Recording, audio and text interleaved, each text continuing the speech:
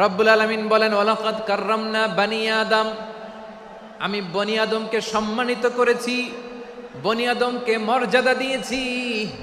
ওয়া হামালনাহুম ফিল বাররি ওয়াল বাহর, বনি আদমকে জলে স্থলে স্থলে এবং সমুদ্রে চলাচলের বাহন দিয়েছি।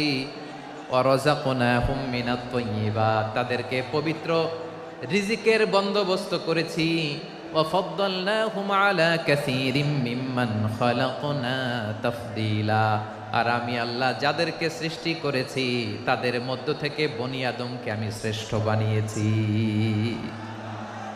আমরা শ্রেষ্ঠ, আমরা আশরাফুল মাখলুকাত। আমরা কি এই যে এমনি চিল্লাচিল্লি করে জিজ্ঞেস করলে বলে না, আমরা আশরাফুল মাখলুকাত। আমরা কি শ্রেষ্ঠ, সবার চেয়ে সেরা। আমাদের মতো করে আল্লাহ কাউকে বানায় নাই। দুই পায়ে ভর করে শির দ্বারা এরকম স্ট্যান্ড রেখে মাথা উঁচু করে দাঁড়াতে পারে এরকম কোন প্রাণী পৃথিবীতে আছে? এজন্য আল্লাহ বলেন, ওয়ালাকাদ কাররামনা বানি আদম, আমি বনি আদমকে সম্মানিত করেছি, তাদেরকে আমি মর্যাদা দিয়েছি। তাদেরকে আমি যত মর্যাদা দিয়েছি আমার কোন সৃষ্টিকে এত মর্যাদা দেই নাই। পড়েন সুবহানাল্লাহ। I have dignified the status of the sons of Adam. আদমের সব সন্তানের মর্যাদা আমি বাড়িয়েছি। আল্লাহ এখানে বলেননি ওয়ালাকাদ কাররামনাল মুমিনিন, আমি মুমিনের মর্যাদা বাড়িয়েছি, বলেছেন? আল্লাহ এখানে বলেন নাই ওয়ালাকাদ কাররামনাল মুসলিমিন, আমি মুসলিমের মর্যাদা বাড়িয়েছি।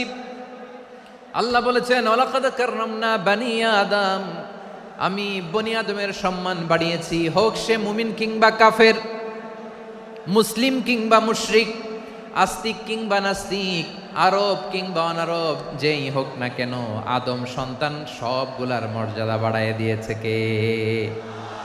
সবার মর্যাদা আল্লাহ বাড়িয়েছে। মানুষ হিসেবে মর্যাদা। বিশ্বনবী সাল্লাল্লাহু আলাইহি ওয়াসাল্লাম ইহুদির লাশ দেখে দাঁড়িয়ে গেলেন। কার লাশ? আমার যশোরের ভাইয়েরা আওয়াজ করে বলুন, কার লাশ?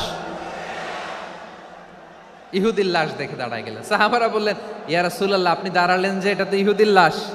বিশ্বনবী বললেন, আওয়ালাইসাত নাফসান, এটা কি মানুষ নয়? এটা হোক ইহুদি হোক খ্রিস্টান, এটা তো মানুষ। আমি মানুষ দেখে দাঁড়িয়েছি। আই স্যালিউট দ্য হিউম্যানিটি, আমি মানবতাকে সম্মান করেছি। পড়েন সুবহানাল্লাহ। তাহলে এই জমিনে মানুষের মর্যাদা বেশি, হোক আস্তিক হোক নাস্তিক, হোক মুমিন কিংবা কাফের। আদমের সন্তান হলে, মানুষ হলেই তার মর্যাদা বাড়িয়েছে কে? আমার কলিজার টুকরা যশোরের ভাইয়েরা, মানুষের মর্যাদা আল্লাহ এত বাড়িয়েছেন, মানুষ জীবিত থাকলেও যেমনি মর্যাদাবান, মরে গেলেও মর্যাদাবান। সুবহানাল্লাহ পড়েন। মানুষ মরে গেলে এই ডেড বডিটা কি হয়? পচে যায়, গলে যায়, মাটির সাথে মিশে যায়। তাই বলে আপনি ডেড বডির সাথে যাচ্ছে তাই করতে পারবেন না। পারবেন? কেউ যদি অন্যায় করে তাকে যদি আপনি শাস্তির আওতায় আনেন, যা মনে চায় করতে পারবেন না। তারা আগুন দিয়ে পোড়াতে পারবেন না, নাক কাটতে পারবেন না, কান কাটতে পারবেন না, অঙ্গ বিকৃতি করতে পারবেন না।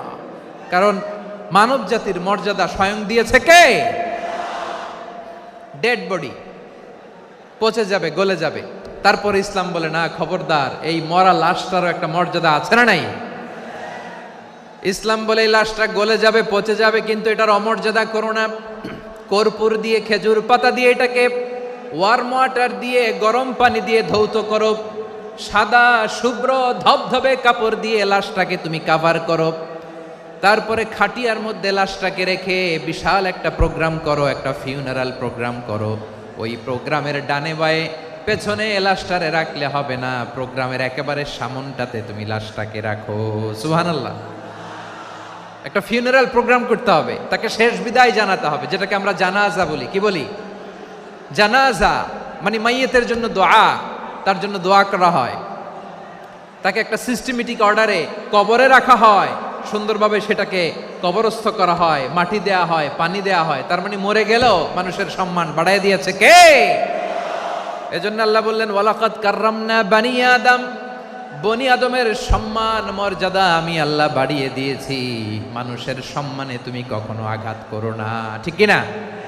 তাহলে ভাই, প্রথম মেসেজ হচ্ছে, the first and foremost message tonight to the people of Jashore. আল্লাহ বলেন, I have dignified the status of son of Adam, আমি বনি আদম সবার মর্যাদা বাড়িয়ে দিয়েছি। হোক আস্তিক নাস্তিক, হোক কাফের কিংবা মুশরিক, তার মর্যাদা বাড়াই দিছে কে?